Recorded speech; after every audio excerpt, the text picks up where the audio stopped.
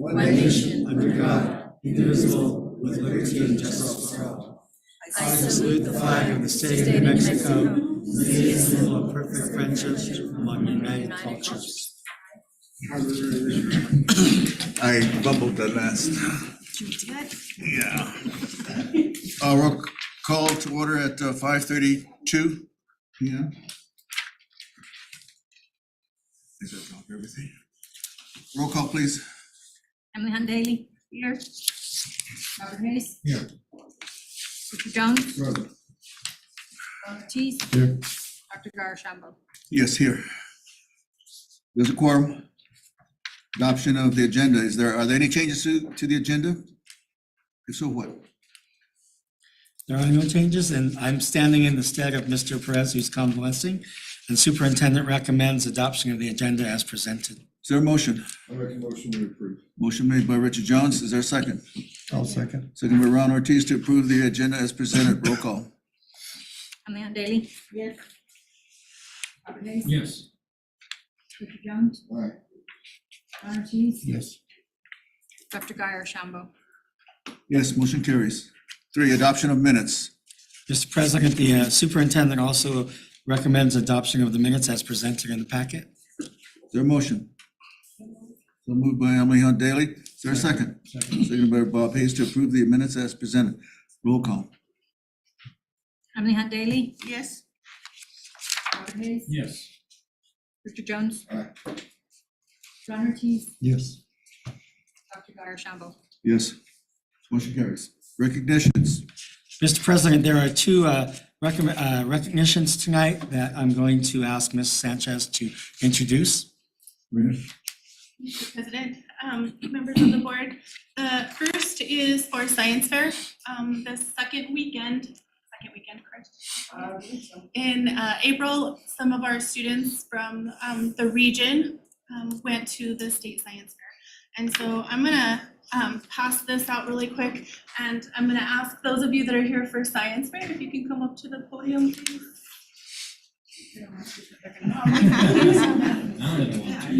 But they're not happy, serious. We're not scary. Come on up. Mr. Hayes, some of them are the judges. It's true, it's true. Wow. I'm not in your category.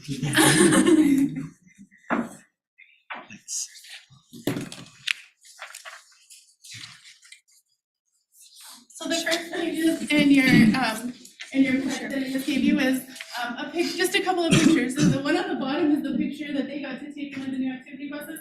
So I thought you would enjoy that. And then the one on the top is where they're all dressed up. And so I'll let Mr. Hayes and his crew give you a little information. The other pages that I did give you was a complete list of all of our award winners from the region. So you'll see in the it's all in the award packet there, so I'm not gonna go into details on everything. But if I recall correctly, we took 24 students from the district with us to State Science Fair this year. This is the 6th year I've been going as part of state, and certainly the strongest showing we've had placement wise at state as a district in those 6 years. Numerous category finalists both at the junior and the senior level, at least 3 from Los Alamitos who were awarded as placement in state. And by that point, anytime you're top 3 at state, that's a pretty big achievement. Oh, yeah. Because you've made it through your local and your regional science fair, and made it through, I believe there were about 150 kids at state this year as well. So 3 from Los Alamitos, we had 4 from the high school, I believe, that placed, 2, that's right. And then numerous special awards as well. I have a few of our high school students here with me. This is Kira Holly, she's a freshman at Grants High School. Brandy Bassett is a junior, correct? And then Faith Valdez, who's a junior as well. Kira was a regional winner, not a winner at state. Brandy was a special award and an honorable mention in engineering, correct? And then Faith here was actually first place in computer science in the entire state. Oh, right, it's For a a, project. Feel proud of all of them. yeah, you've done this 3 times now. You should be able to do this. I made an American Sign Language training glove.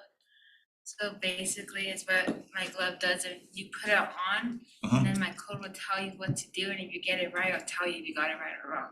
So it teaches you sign language, and you learn it yourself. Wow.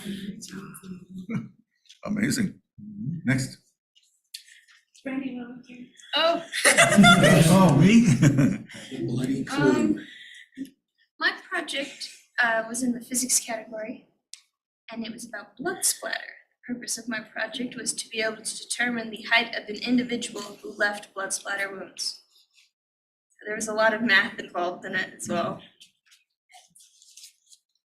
Most people usually ask me to solve their murder if they ever get murdered when I tell them about my project. So how does it work? What I did was I did multiple testings where I created a synthetic abdomen to synthesize like this part of the human body.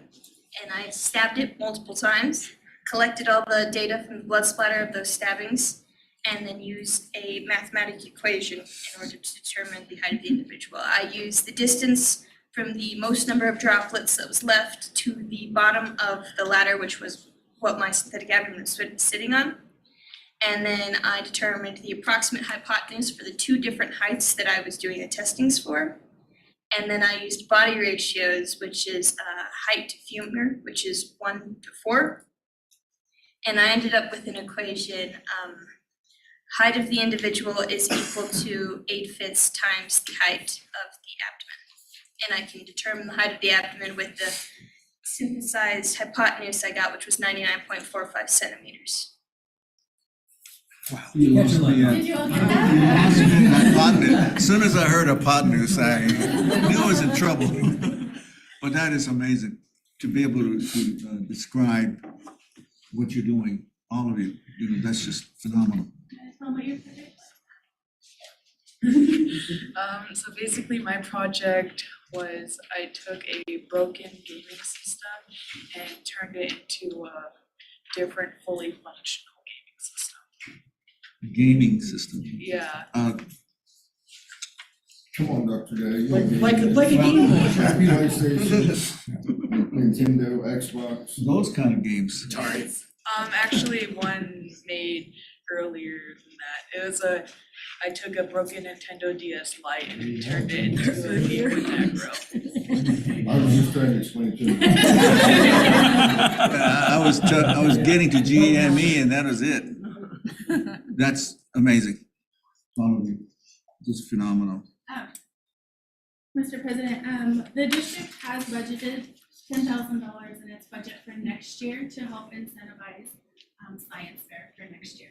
So details will be forthcoming from Mr. Maldonado and his team, but we wanted to let you all know that it's not always easy, as you guys know, to get a lot of students participating. But I did notice that Mr. Hayes said 150 participants at state, and they took 24 from Grantsville County. Wow, nice. That to me is a testament of Mr. Hayes and Mr. Alexander, Mr. Pound, Mr. Hockey, everybody that's working for science fair at Grantsville High School. So thank you very much. for your hard And work.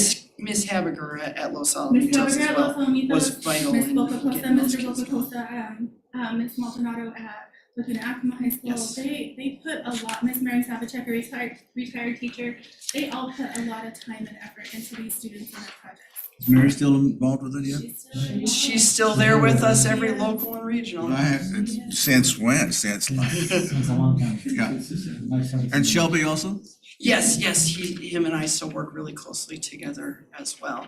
He is the, as of last year, I think it was. I officially took over as the local science fair director, which had been his position for. He finally gave it over to you, huh? He still Was there a has. ceremony or anything like that? He still has the regional science fair, the Four Corners Regional Science Fair, which serves all of our district and students all the way out to the Arizona border through Gallup and Zuni. He is still the regional science fair director for Four Corners Regional. Okay, you won't let that go for a while, so you can activate. I hope not. Yo, this is amazing. Board members? Last comments? Congratulations. Good job.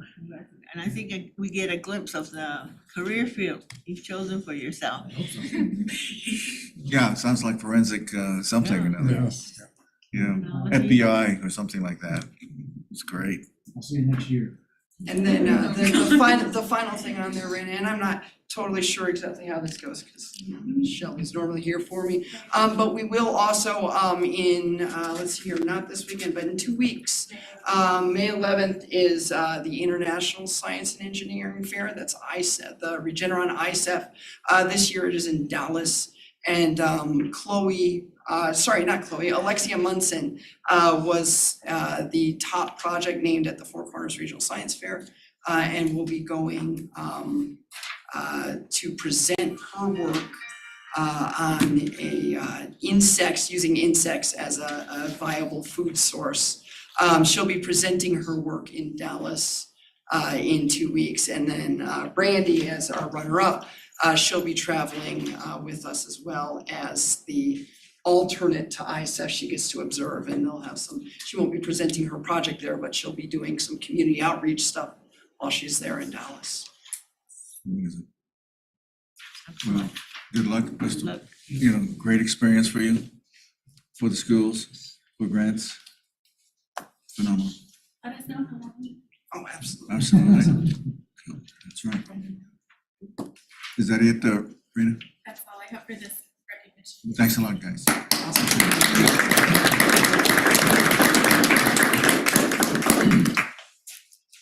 Next. Part B is a recognition for the archery tournament in Midville. And your crew. Yes. Good afternoon. Hi. Hi. Time does get away really quick. My name is Felicia Phillips and I work at Milan Elementary. Yes. I was corresponding with you. I took a group of 45 students from Milan Elementary. There are 2 divisions that I take. I take an elementary division and our 6th graders are part of the middle school division. So out of 45 students, our kids did well. They took, my elementary division took 5th place, I think 5th, 4th place. And this is Seth Groholt. He's a 5th grader at Milan Elementary, and he did very well. There were like over 600 participants divided into the 3 divisions, elementary, middle school, and high school. And he earned a state medal. He doesn't quite understand, and he's curious of this medal. This medal is an elite status where he competed amongst the boys in elementary. He took 5th out of 101 4th and 5th grade boys. And he's the only one in our school district, and he represents us as a whole school district. And I would like to have him recognize his mom's here, his family's here, his brother and his sister. And this is my 7th year doing this, and I was hoping one day we'd be on the podium and one of our kids would place. So I am so proud of Seth. He scored 224 out of 300, and that's out of our state competition. So here you go.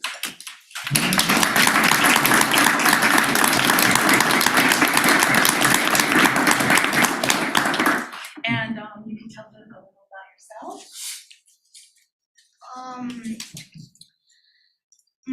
I really like archery. I have my own bow at my house. I shoot it, but I'm pretty sure it's a left-handed bow, so I can't shoot that. My favorite sport's football, and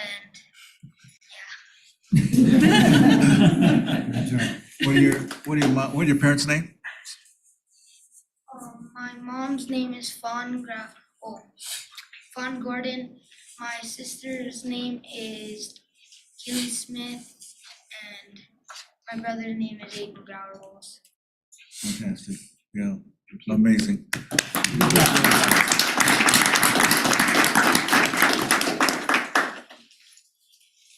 And you're gonna continue on, right? Okay, great. Encourage the other kids to do the same. Exactly. Yeah, you did well, excellent. Thank you very much. Thank you. Okay. Thank you very much, staff, kids.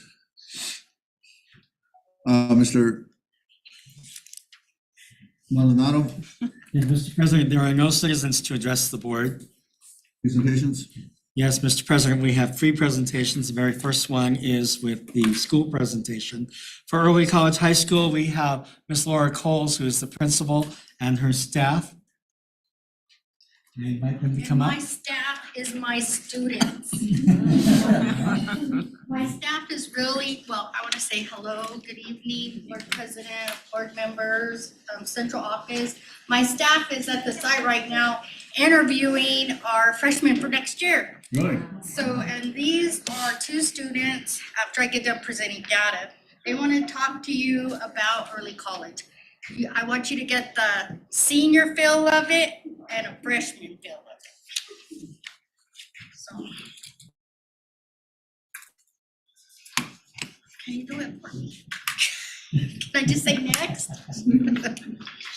Our data is a lot different than the other schools at Grants and Bola County schools because we not only look at synergy testing, but we look at AccuPlacer, math and ELA.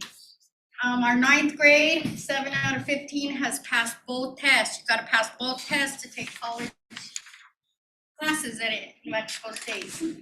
10th grade, we got 7 out of 10 that passed both. At 11th grade, 5 out of 6, 83%. Next slide. Our college data, a lot of people want to know how many, they're taking classes, how many are they passing? What are they doing? Well, 9th grade, 13 out of 14 passed their first college class, and I'm working on the 14th because the grades aren't in yet.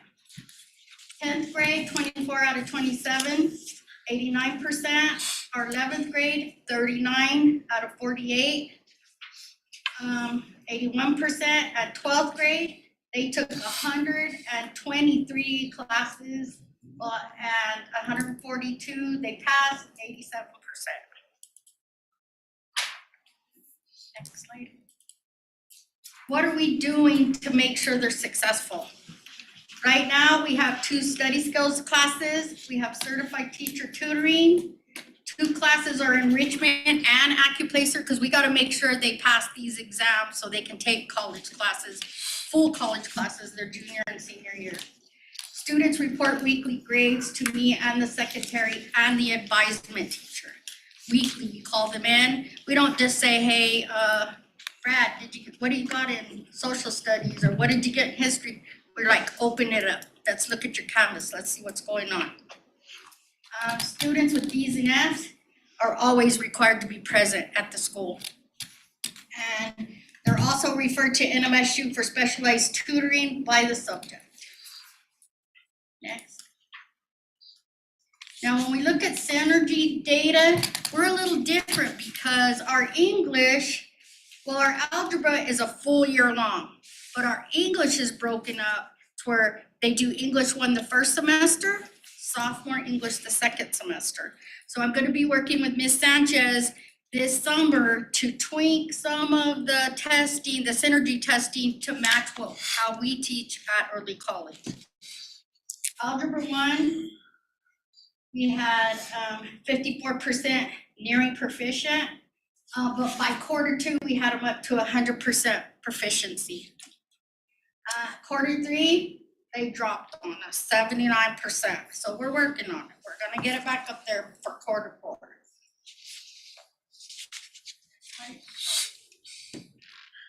And ELA data, quarter 1, 92%. were proficient or nearing proficiency, 85% in quarter 2, and by quarter 3, those freshmen are already taking sophomore English. And so we got a proficiency rate of 88%.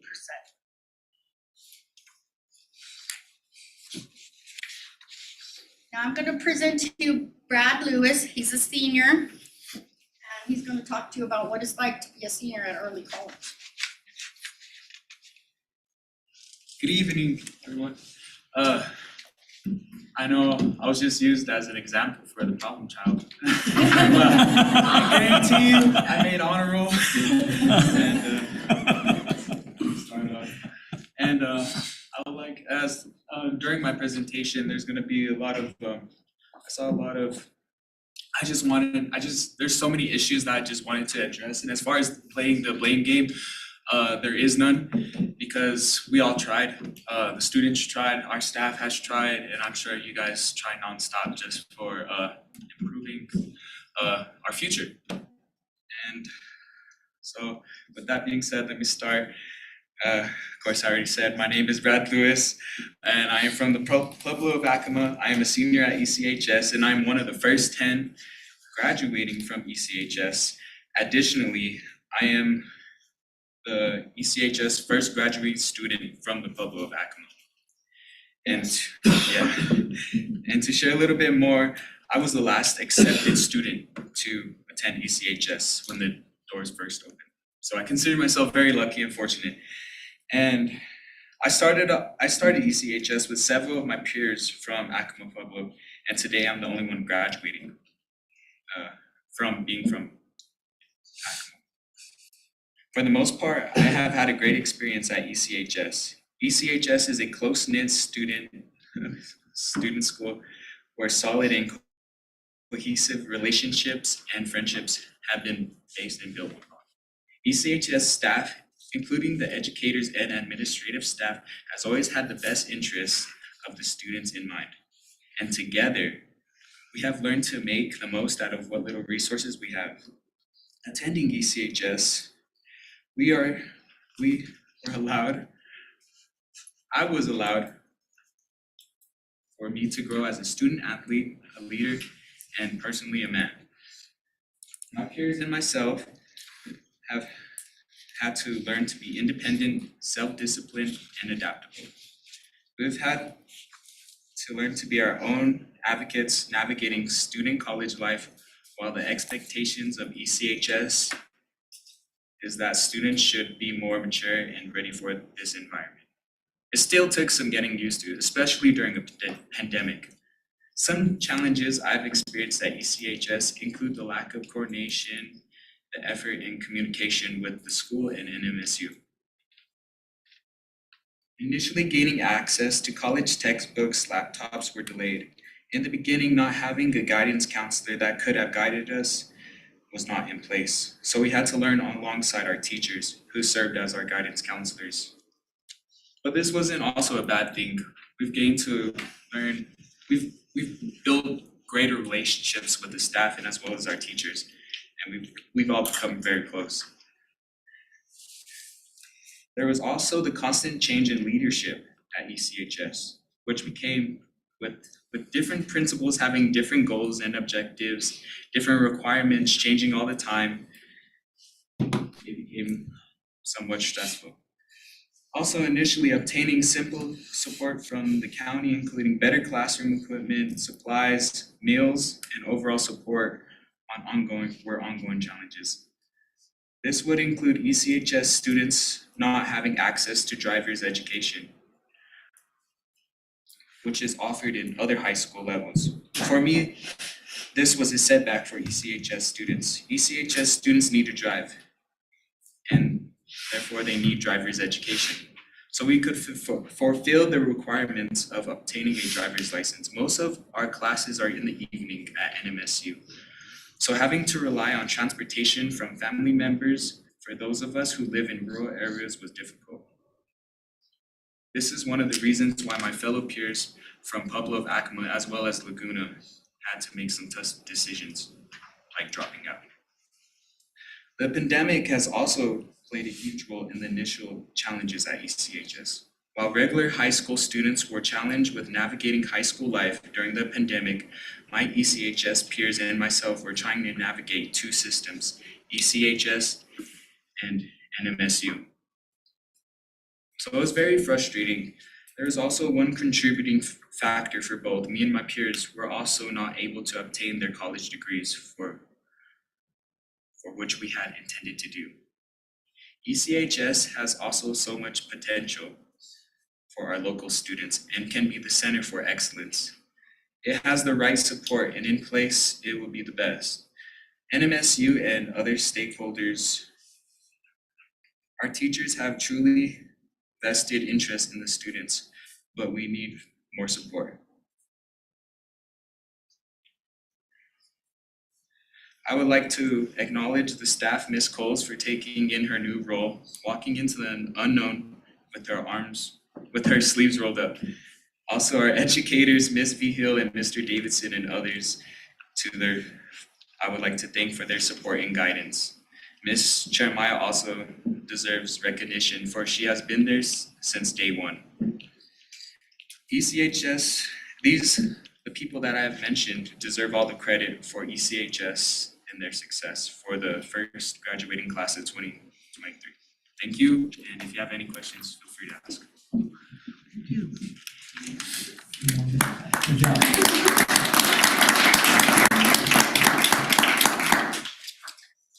Now I'd like to introduce Marissa Diaz. She's a freshman at Early College High School, and she wants to give you her perspective of what it's like being a freshman. Good evening. Like she said, I'm Marissa Diaz. I'm a ninth grader or a freshman at Early College High School.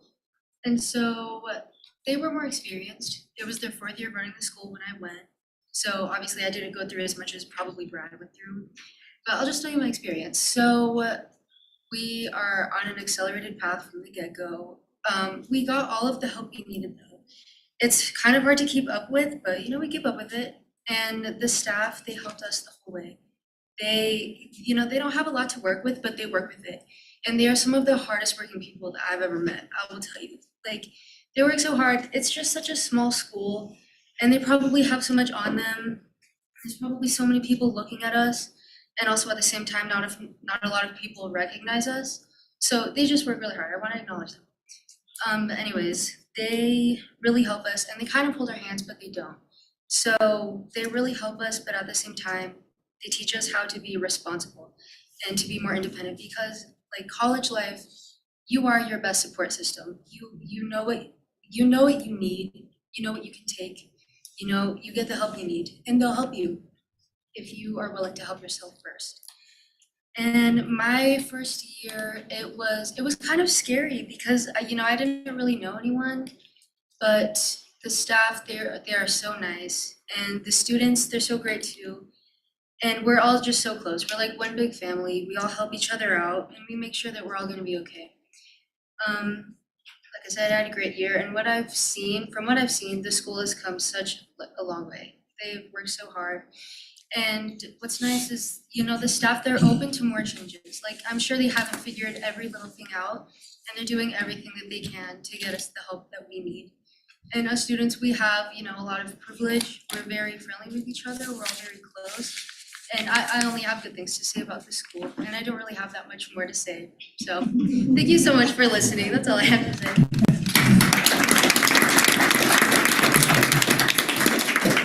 Thank you. Thank you very much. Ms. Laura, I might mention that the two individuals seem very mature and very on track. I'm impressed, and it takes a lot to impress me, so. Thank you. You've done a good job, and I know this list is probably this long on what we can do more to help the early childhood. Please forward that list to us, and we'll see what we can do, but don't leave it to chance that it might get done. Right. So get us. Well, we're fighting for everything now, and we've got mature students, and they're helping me along the way, and they let me know what they need. And Like Brad, I mean, I am so impressed. I mean, he has just done milestones this year. And, you know, I have to threaten him a little bit, you know, he's gonna get pumped out if he doesn't get done. But he's used to it and he knows I check on him just like mom and dad and he better be doing what he's supposed to do. And I'm just so proud of them all. They're amazing Hey, kids. that program is in good hands, Ms. Cole. Thank you. Thank you. Brad, who are your parents? My parents? My parents are Sonny Lewis and Tanya Lewis, both from Akron. And And Marissa? Cindy Diaz and Larry Diaz.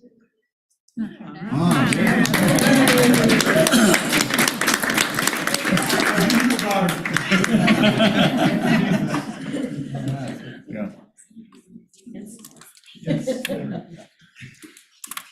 So we thank you. That was a very candid and honest Yes. report, which only youth will do. Thank you very much. All right. Mr. Maldonado? Yes, Mr. Board President, we also have a presentation on the update on the superintendent search. And with us, we have Dr. Linda Paul and Mr. Tom Sullivan. They're ready to come up and make their presentation.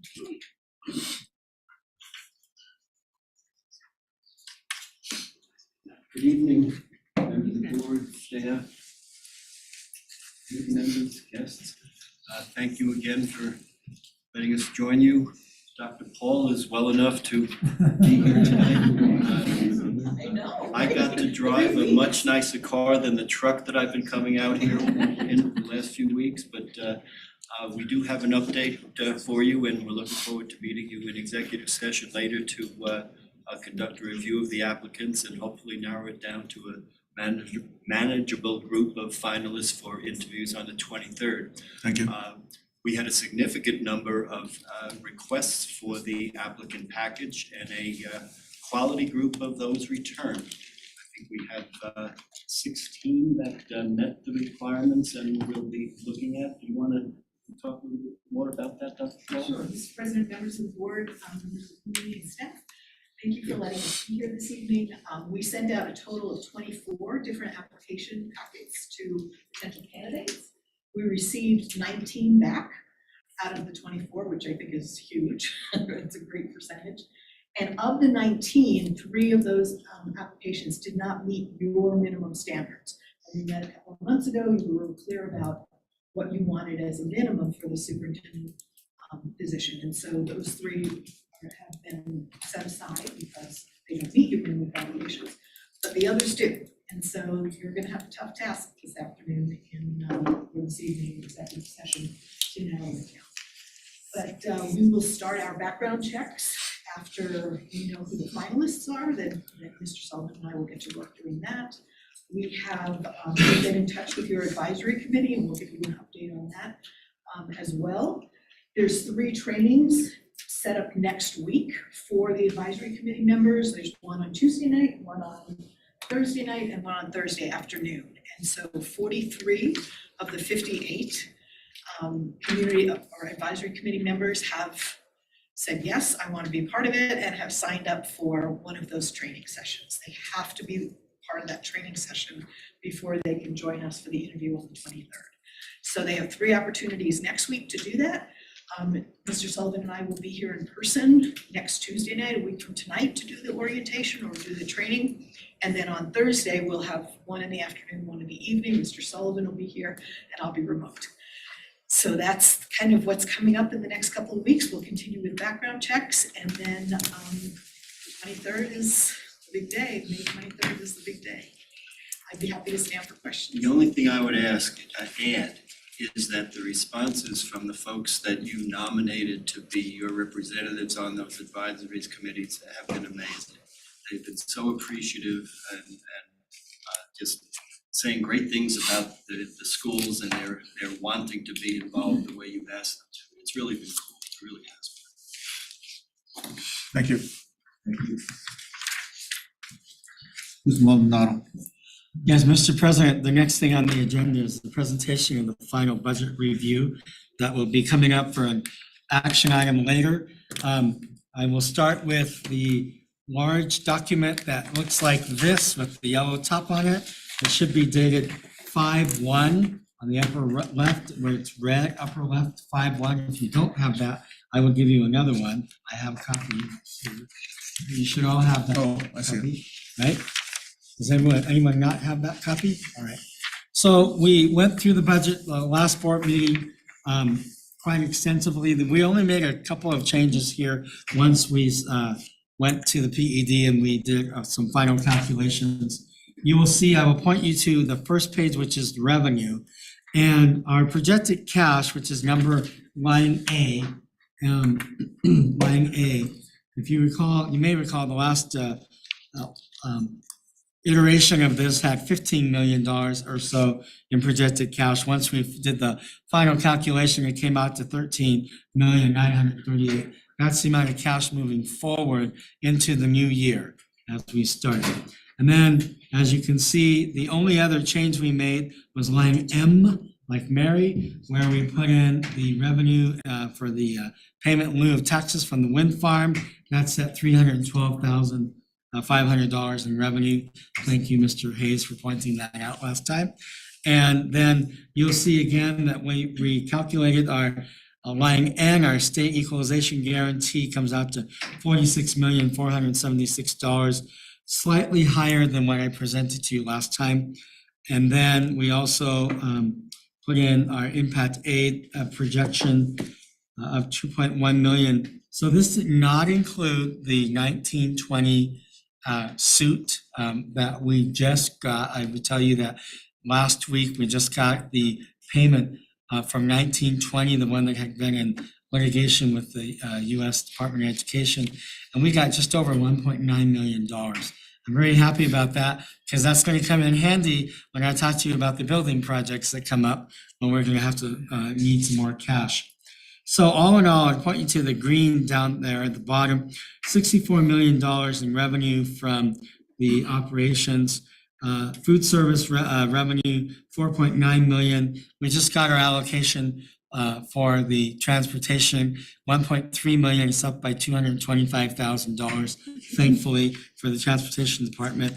Federal funds, we're estimating revenue at $38,734,000 for a total revenue of $109,867,000, $458. Which is a little bit lower than 114 million that we had last year, but again, we're not receiving all those ESSER funds. So again, this is a quite generous amount of funds that are coming into the districts. So I'll take you to page 2. No major changes there at all from what we talked about previously. We didn't make any changes there. We still have the cash allocation that is that we put into reserves, which we're going to need as well moving forward. And so I'm going to take you all the way down to page 3, which has the expenses and reserves for federal and other funds there. You can see how we broke that out.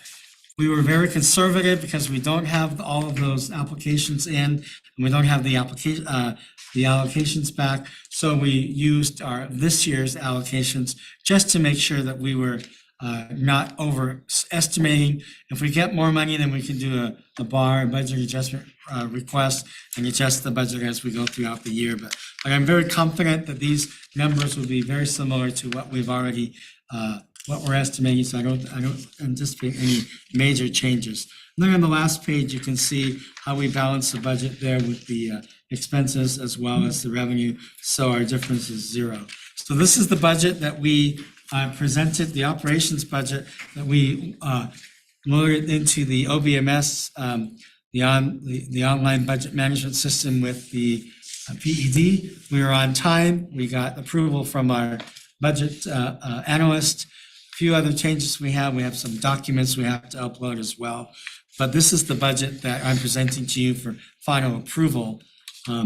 Before I go into the cash report, I'll answer any questions you might have. Question?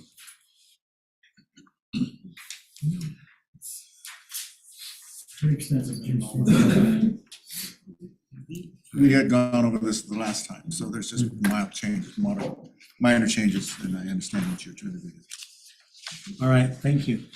The next one I have for you is the cash report, which is part of our budget presentation because it's our quarterly cash report that we have to send in. This is for January, February, March. And it shows, and I'm just gonna point you to page 1, column 1 that says operational, where it says 11,000. That's the fund number. That's with the PED. That's our operating cash that comes in on a regular basis. And we started the year back in ended the year, excuse me, in 6/30/22 with $9.8 million. Since then, we've had just over $29 million in revenue for a total of $39 million. We've expended $26 million, which left us cash of $12,549,000 in the third quarter. And that reconciled to our bank accounts. You can see that on line 10 of that same column.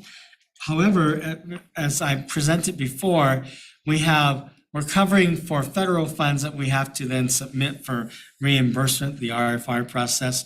And so out of that, we had to loan the accounts $8.7 million because we can't have any of the federal funds in a negative balance. So we offset it temporarily with our operations, which is why we have to have enough cash on hand in order to do that. Just met with the staff earlier today. We have about $8 million in cash in RFIs that we're submitting this week. Just to let you know, that can take reimbursement can take between 60 and 180 days to get back. So we're hoping that we'll get most of this back before the end of the fiscal year. But that's where we are. The rest of this is just pro forma information that you've seen before, but it's a required report that we have to submit. You'll see in the last page on page 8 or 6 and 7 and 8, where we balance, we have to show that we reconcile our bank accounts with that. And if you recall from 4 years ago when I first came in, we were on a monthly reporting because we were not balancing our checkbooks very well. We had 8 different accounts. It was pretty much a mess. And so here we've cleaned it all up and we've got a nice, clean, tidy report. I'm happy to answer any questions.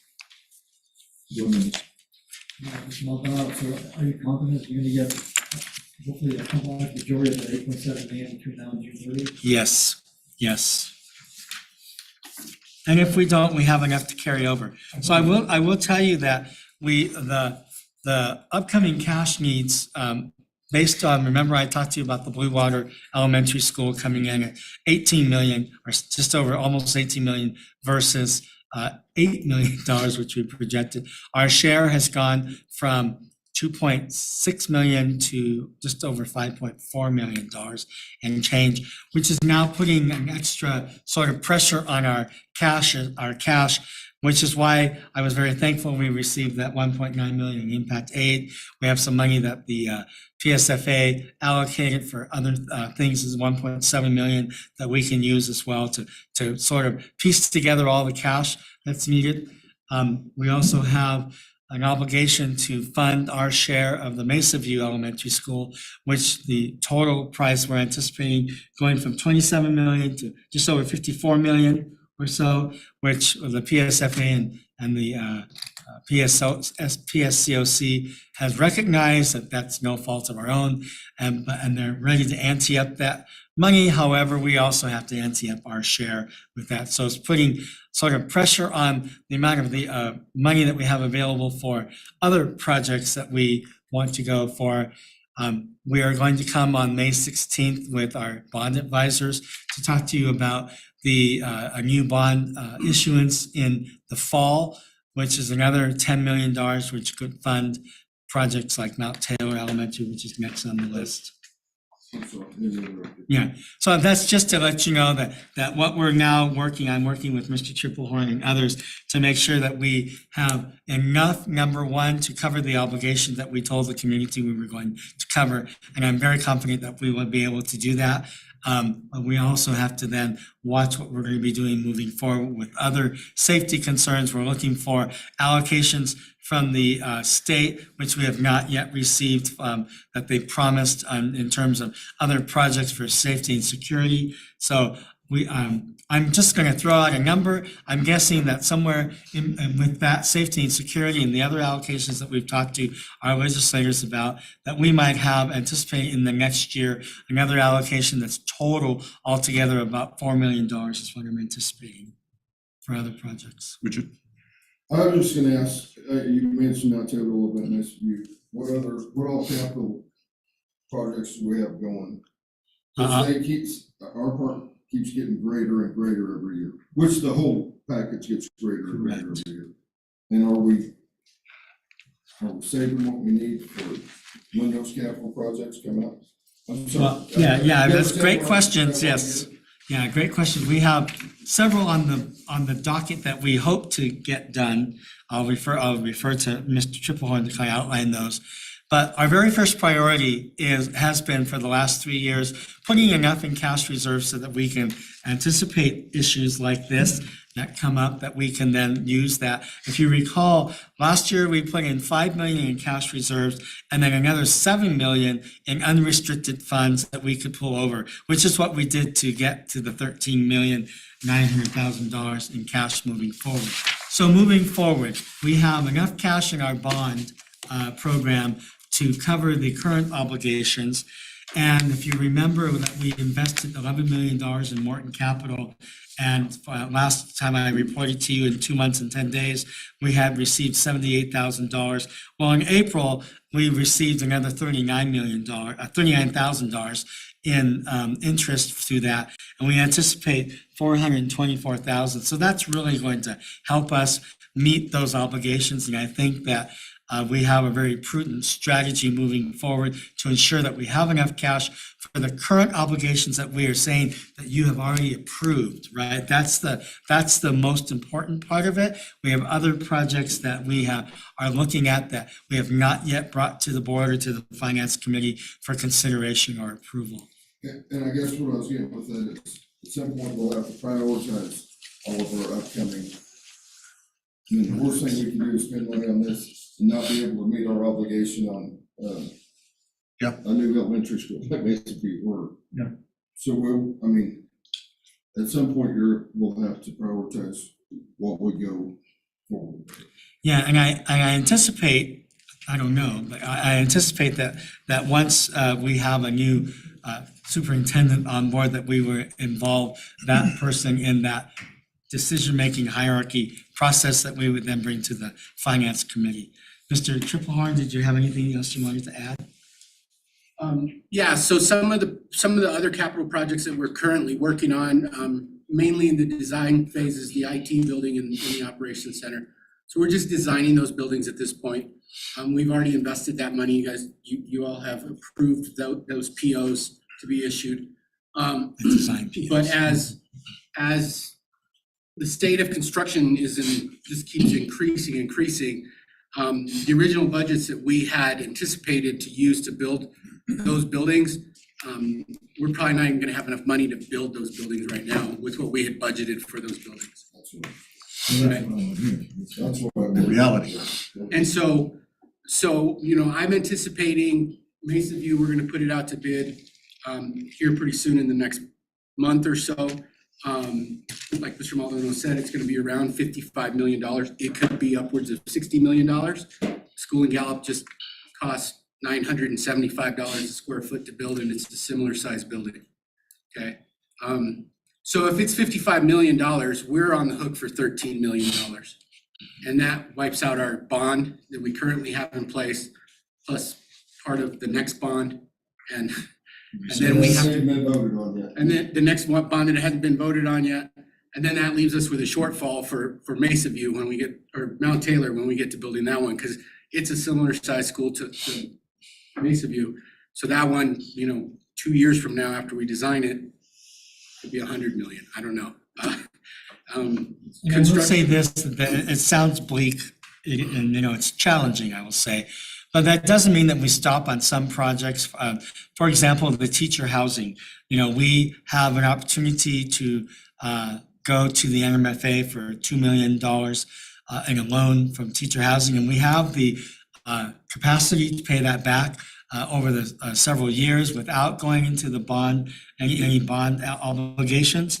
So we just want to be prudent on how we structure that and when we structure that. But teacher housing, as you have identified, is a priority for us in terms of recruitment and retention. So we want to continue to move forward with some of those very important projects, along with the larger projects that we're putting together.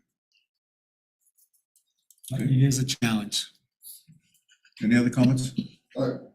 Thank you. Just keep us abreast and informed of those. Sometime this summer, let's have another review of where we're at on this. Capital projects review? Yes, sir. And I'm assuming that Gallup has a better, has a better contribution rate than we do. Gallup has a lower match than we do. Yeah. They're at like 15%, I believe. And ours is what? And ours is 24, well, actually now it's 36 on any new projects. But the legislature just did a 1/3% reduction or 1/3 reduction on our match. There will be another adjustment done by the PSFA before July 1, before that law goes into effect. So we're hoping that they adjust us down from 36 to something a little lower, and then we get a 1/3 reduction as well. So that's what we're keeping our fingers crossed for. 16 to 18% is what I'm anticipating. So if they keep us at 36 and they do a 1/3 reduction, we're still at 24%. So you can try to get under 20 then, hopefully. we would like to get it under 20. One of the problems that we have is that the school district, unlike our neighbor to the west, we're not leveraged to the hilt.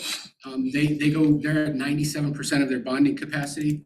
So their indebtedness is more than us, and so we get penalized for our match because of that, so. But that's something that the community wants to know too, is to what extent do we get ourselves indebted? Right, and then that puts more strain on the taxpayers and yeah, so we don't want to do that. We want to be fiscally sound and manage our projects and not put an undue burden on the community, so. Okay, thank you. All right, Mr. Maldonado. Thank you, Mr. President. The first action. Yeah, action items. The first action item, sir, is letter A, consideration of approval of a donation from Mount Taylor Cornhole Association to Grants High School, and the superintendent does recommend approval for this action item. Motion we approve. Motion made by Richard Jones, second. Second by Ron Ortiz to approve a donation from Mount Taylor Cornhole Association to Grants High School as presented. Without further clarification. However, we ought to have some detailed information from the recipients. Mr. There he is. Thank you, Dr. Archibald. We were gonna just run right through this thing. Good evening, Mr. President, board members, directors, community members.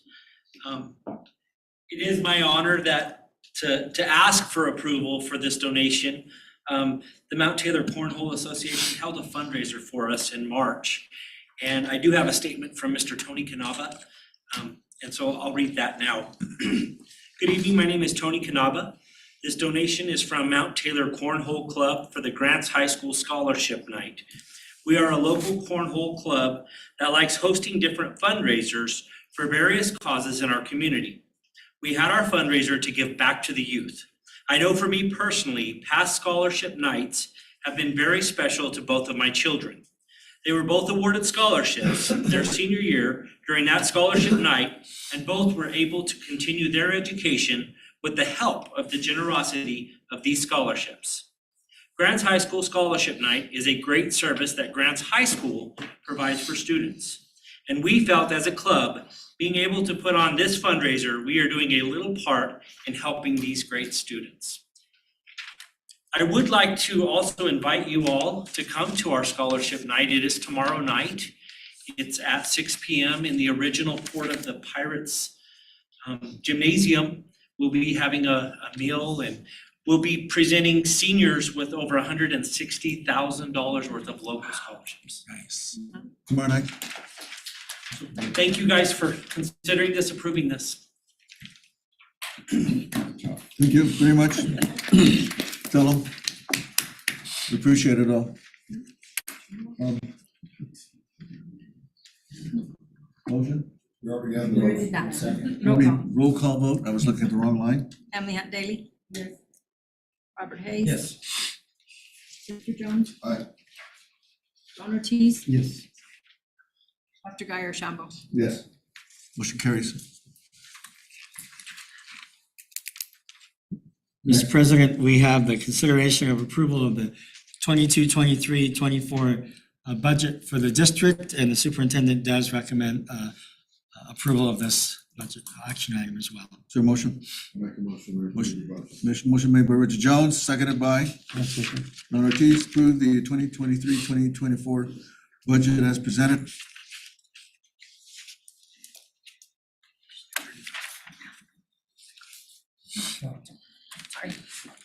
Roll call.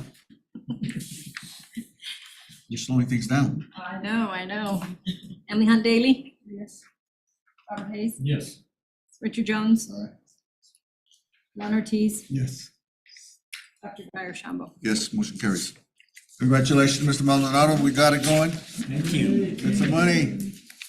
Mr. President, the next action item is consideration to approve the increase of the district's allocated cost share for the Blue Water Elementary School replacement from $2.4 million that was originally approved a few years ago to $5.6 million in order for us to cover our costs.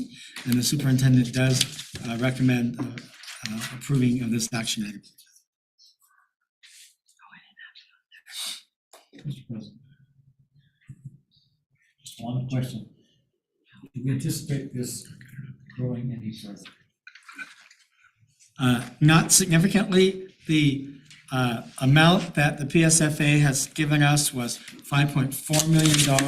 I put in $5.6 million for small contingencies, and I will give you an example of one that came in yesterday, a request from the architect to increase their fee by $186,000, which we're not going to do because of the time involved. And so those are the small things that we are evaluating. But with the help of the PSFA, they really push back hard to manage these costs. And so I do not anticipate this going any higher than this. Any further explanation? Yeah, so there's gonna be some little things like we have to do a performance assessment consultant on the heating and cooling system. That's gonna be $50,000-$60,000, and that's, I actually anticipate that our share being a little bit lower than this when it's all said and done. This is just a little padding in there in case there's fluctuations and things, so. It's the same issue that Richard was concerned about. Where are these costs going? And can we afford all of this? And Jennifer, we're trying to take care of Mesa View and Mount Taylor and, you know, I know your heart is still there yet. Thank you. Okay. Are we ready for the motion? So move, Mr. President.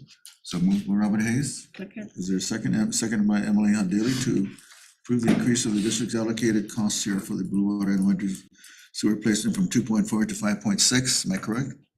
Yes, sir. Roll call. Emily Hunt Daly. Yes. Robert Hayes. Yes. Richard Jones. Aye. Ron Ortiz. Yes. Dr. Guyer Shambo. Yes, motion carries. Okay. Mr. President, the next item on the agenda is the consent agenda. You can see it in your packet there. The superintendent does also recommend approval of the consent agenda as presented. Is there a motion? I'll move to approve. Motion made by Ron Ortiz to approve the consent agenda. Is there a second? Second by Emily Hunt Daly to approve the consent agenda. Roll call. Emily Hunt Daly. Yes. Robert Hayes. Yes. Richard Jones. Ron Ortiz. Yes. Dr. Guyer Shambo. Yes, motion carries. Next.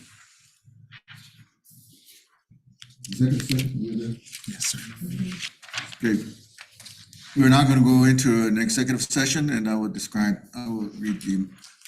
the item, limited personnel matter to review the application and the personnel information contained therein.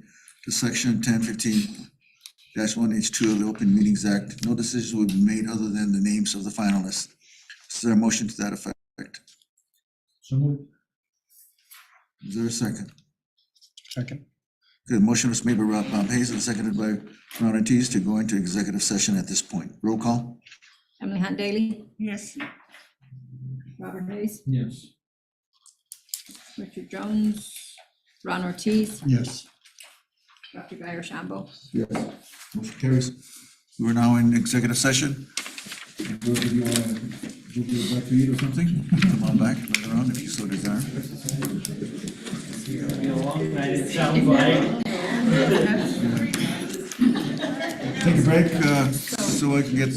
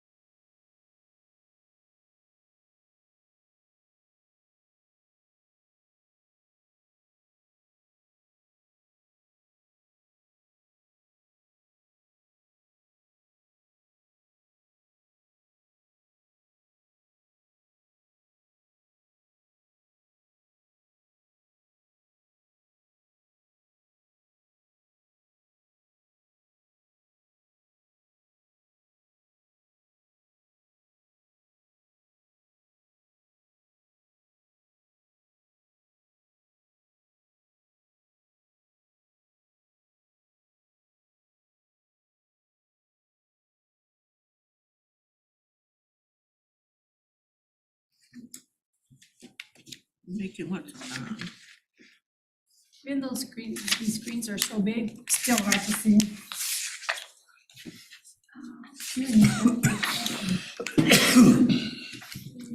Elton, can you hear us?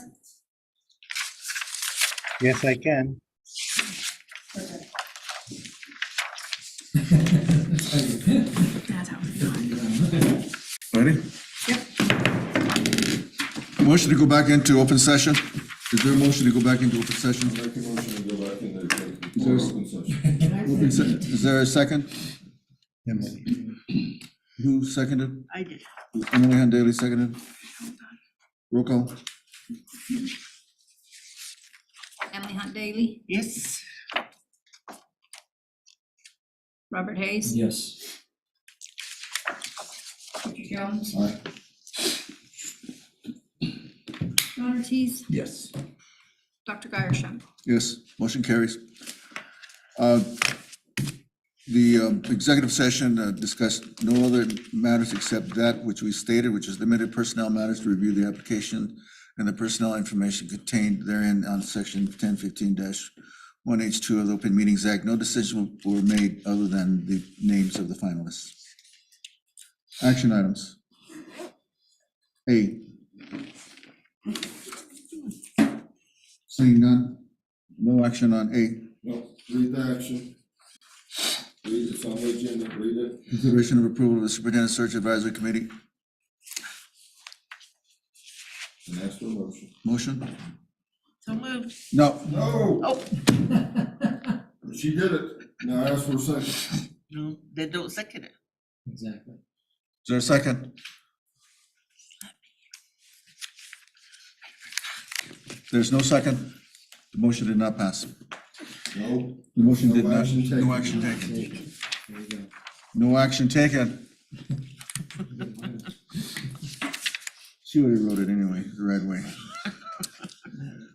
Okay, B, consideration of approval of the superintendent's application finalist. Is there a motion? I will make a motion that we approve 4 finalists for the superintendent search. Those 4 finalists being Lane Widener, Dr. Juanita Vicente, Heather Gutierrez, and Pete Vallejos. Is there a second? Second. Second by Bob Hayes to approve the superintendent application finalists as read, as presented. Roll call. Emily Hunt Daly, Yes. Robert Hayes, Yes.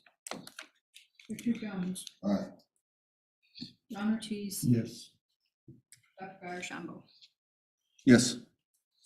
Motion carries.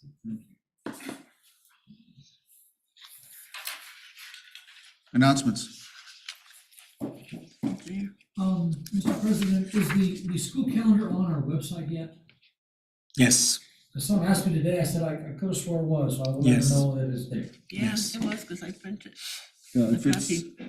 if she trying to find it, Yeah. hopefully they can put it in another place that's More read, visible. visible. Gesundheit. Excuse me, I'm sorry. And you see, the announcement, staff appreciation, no students. I'd like to, what I was gonna say about that.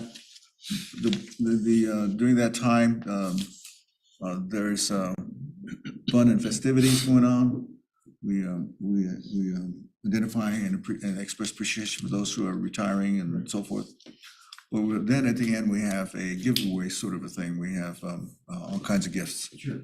And they do it by schools. Yes. And it's really fun. Yeah. And the board has typically sought to contribute something to that. Are we able to do that this year? Like $100 each. I'm just kidding you. It's usually $20 each, but whatever. Yeah, I'm good with whatever. I won it last year. Well, then you can't qualify. you need to chip in then, I'm And we don't kidding. wanna, we don't wanna look, What do you need from us? we don't wanna look This is cheap my now. first time on. I've been to them and they're like, I think $20 is what. Money. It's not much. We don't ask you to, donate big. They do that. The schools, we are no way we're gonna compete with the schools. Okay, But don't we usually give $20? Yeah. That's right, $100 gift. okay, $100. Okay. Total. Total. Not $100. Killing me, Doc, killing me. Yeah, okay, so, let's, give, who do we give that $20 to? Me. To you. Mhm. Okay, we'll give it to her, and then she will make something for us. Last year I gave a gift certificate for $100 To Cabela's. to Cabela's. Did you win that one? I bought shoes. Okay. Starts at 8:30 on Friday. Is everything on there on the announcements? Yes, sir. Sir, I will not be at the board meeting, the next board meeting. That's a regular board meeting, so you don't have I'm to just worry about telling you, giving you guys heads up, I'll be at Fort Worth.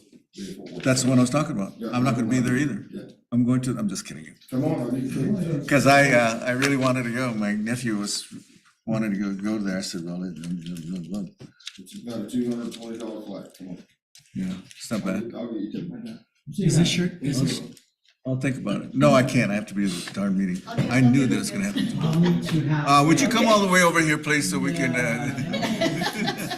I can't do any like, what is that Irish dancing with Oh, Mr. that's Feet? good. Yeah, can't do clogging yet. How long did it take you to recover? Well, it's been 3 weeks, so I'm feeling pretty good out where I am in 3 weeks.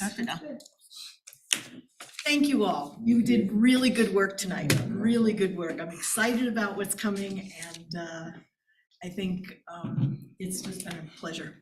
Yeah. Thank you guys. So if you don't mind, we will get on. Safe travels. Thank you. Yeah. Thank you. We'll see you next week. Do your PT. Excellent, we Exactly, will, that's thanks. how that would be, yeah. I am, I'm doing it every day.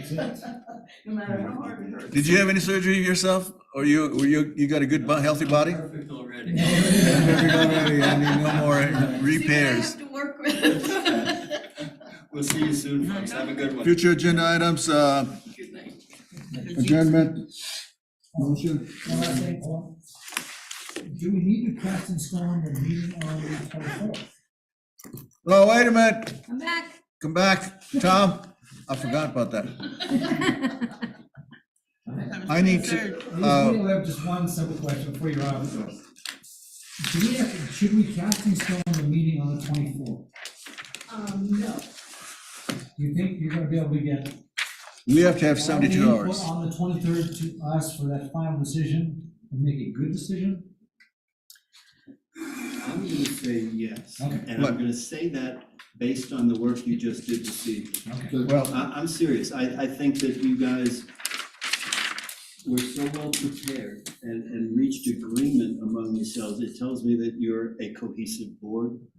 We've been in situations where you'd argue about what day it is, and I didn't see that.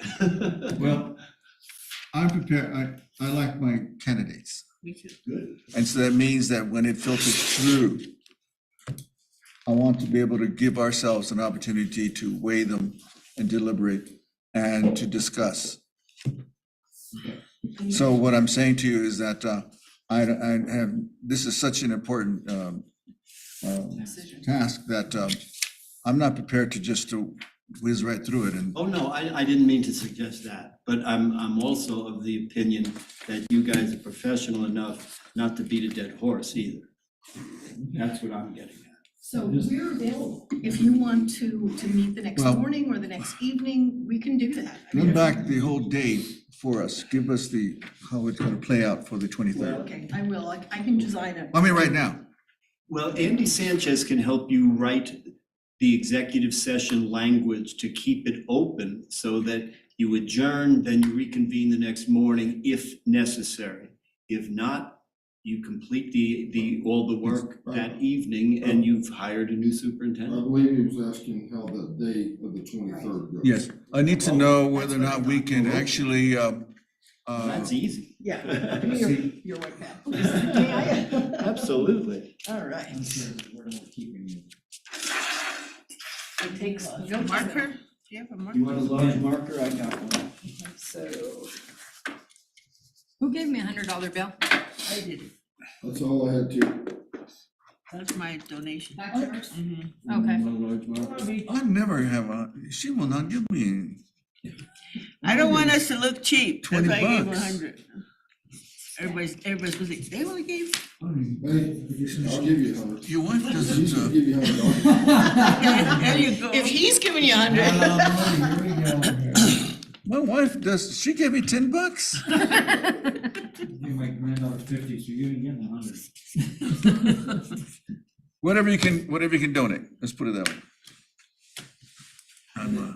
way.